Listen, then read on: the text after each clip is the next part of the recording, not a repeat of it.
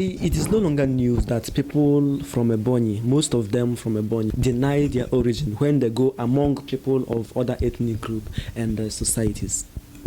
Because when you're growing up among people who are among the segregates of the society, we have them, we know them, we live with them, people of whom many things have been known to be, even though there are truths in them. But most times those truths are usually covered in exaggeration to present a kind of intentional belief and propagate it about some people, because it grants some particular group of individuals some selfish benefits, both in religion, in ethnicity, in politics, in business, in education, and gives them that kind of TP advantage over others. Those advantage, those edges they have over them is the reason why those things are always bound to be promulgated. We have everyone in the society, and every one of them we know who they are and how they behave. But one thing again is generalizing something about a group of people. It is odd and out of fashion. It is wrong, because when you go among people, no particular group of people, once they are among 12, there is a Judas, and even among the 12, there is a Thomas, there is a Peter. There are many people. We, just as people have different facial appearance and physical appearance, just as we look distinct from one another, that's the same way all of us are different in our own actions. So believing something about a group of people is wrong and it is odd. So a young person has been brought up and is being raised in a way that their family believes is the best. So as he was growing up, he was proud of who he is, he was proud of his people, and he was proud of everyone. He may know that he lacks some basic things in life. He may not know. Some things are already obvious, like food, shelter, and clothing. When you're naked, you know. When you're hungry, you know. When your roof is leaking, you know. But outside those basic needs of life, the secondary ones, like education and the other ones, and also judging by the standard in which they are provided, the young person begins to live. He's appreciative of what he has and everything. But as he begins to grow older, the circle he has begins to widen. And when they widen, the line can meet and join with those of people from other mindset, ethnicity, religion, tribe, and origin. So once they begin to associate, those personalities can never be the same because they weren't raised in the same environment. Now, one of them has been brought up and made to believe that he is the superior one of the society. We are from these people who are the Amade, we are the educated ones, we have the places in politics, we are best in business, we are best in this. But don't associate with this one. They are different. So when such a thing happens, the young person begins to recollect, and then when he sees the flamboyance of those outside his group, he sees that there are many things he is missing. Those things he is missing are things that should have been there in the first place. So now he begins to compare his prosperity and success and prospects to that of his counterpart in the city. So, like, let me say he met them in the city.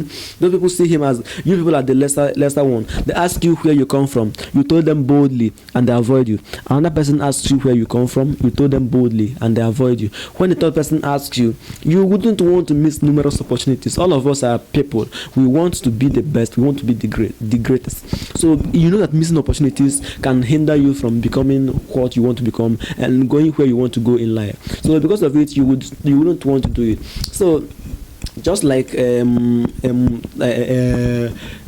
Peter, you would want to deny temporarily people that you truly love in order to live. Not because you don't want to identify with them, obviously, but because of the fact that you know that accepting them boldly in public and proudly in public can actually affect your relationship with others, which can sometimes affect your life or even your future or even your career. So in order to feel among and have a sense of belonging and have equal amenities and equal rights among others, you deny those that are rightless, because if you know that you identify with them, they're going to treat you and place you where they place them.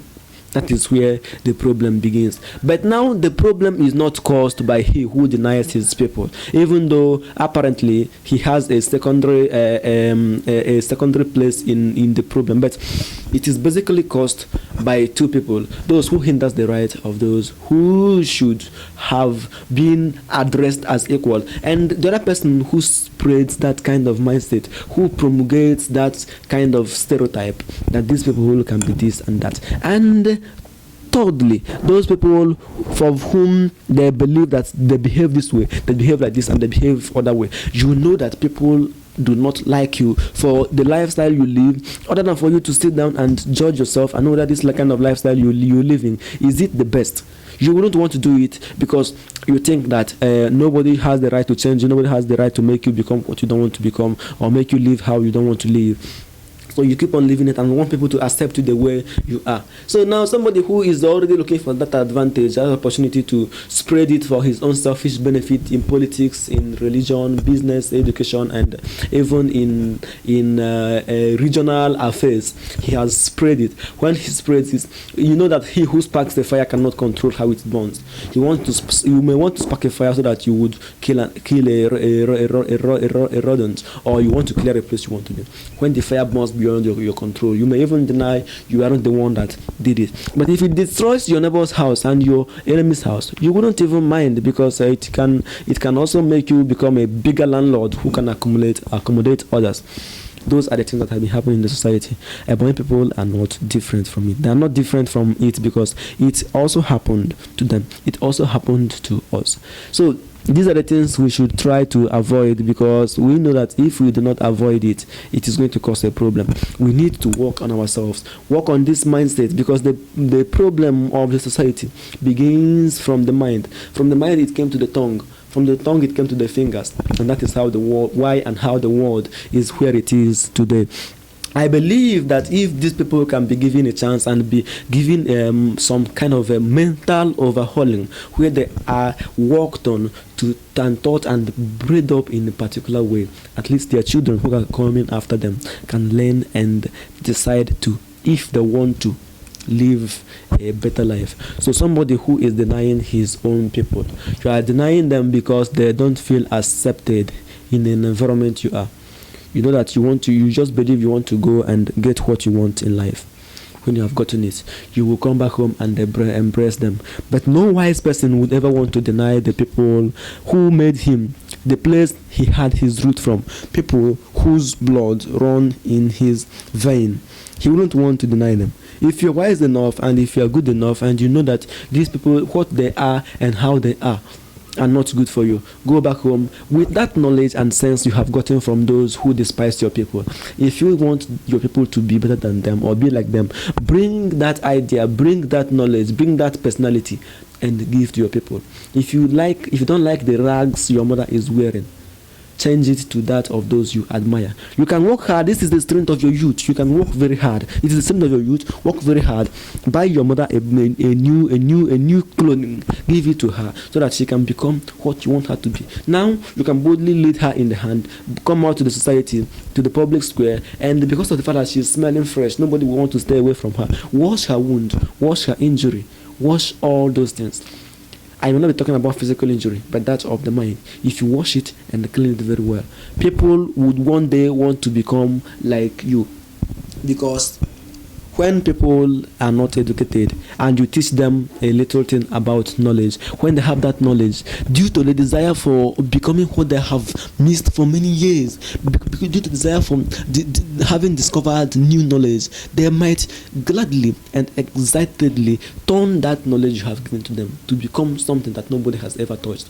Those who used to despise us would one day turn around and say, oh, look at them. We would want to be like them. They are the best. Can't you see they are now better than us? We spent our time insulting them, despising them, but now imagine what a great thing the Lord of heaven has made them. I believe that if this thing is given a try, it is going to yield some seed, and when it does, posterity will remember us for this. They will praise us. Even earth will bless us, and heaven will receive us. Thank you.